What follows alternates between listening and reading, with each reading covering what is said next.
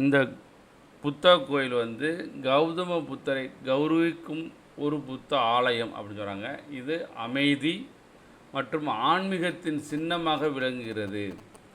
இந்த கோயில் வந்து திபெத்திய புத்த கோயிலாகவும் அறியப்படுகிறது. இது திபெத்தியர்கள் இந்தியாவில் குடியேறிய முதல் இடங்களில் ஒன்று தான் இந்த முசோரி. அந்த இடத்துல தான் இந்த கோயில் அமைஞ்சிருக்கு. அந்த கோயிலை தான் இப்போ நீங்கள் பார்த்துக்கிட்டீங்க. சோபெல்லிங் புத்த கோயிலாம். இது வந்து முசோரியில் உள்ள செடங் சோபெல்லிங். இது பேர் செடப் சோபெல். புத்தர் போதி மரத்தை அடைதல்.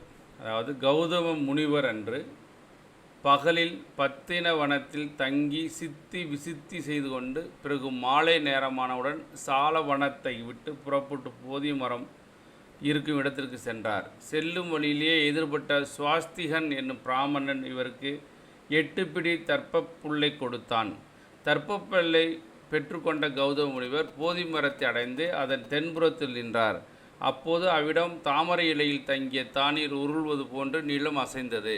பிறகு மேற்கு பக்கம் போனார். அங்கு நிலம் அசைந்தது. அந்த இடத்தை விட்டு வடக்கு பக்கம் போய் நின்றார். அவ்விடத்திலும் நிலம் அசைந்தது.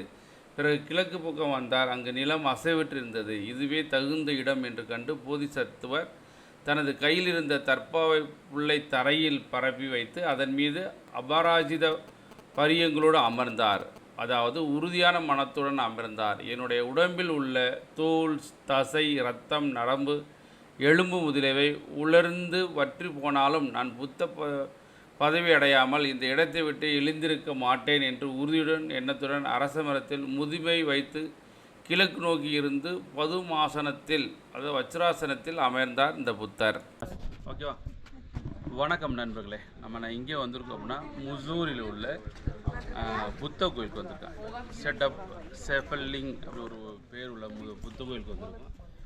இந்த புத்த கோயில் எங்கே இருக்குது அப்படின்னா நம்ம முசோரியில் ஐஏஎஸ் அகாடமியோட ட்ரைனிங் சென்டர் இல்லையா, இந்த ட்ரைனிங் சென்டர் பக்கத்தில் இந்த புத்த கோயில் இருக்குது.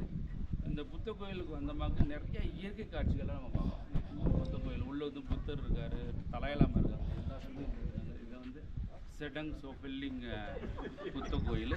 இந்த கோயிலுக்கு பின்னால் பார்க்கும்போது இந்த கோயில் பின்னால் நமக்கு இயற்கை நிறைய அளவு வந்து ஃபுல்லாக இயற்கையாக சூப்பராக இருக்குது. இயற்கையாக ஃபுல்லாக நிறையா இருக்குது.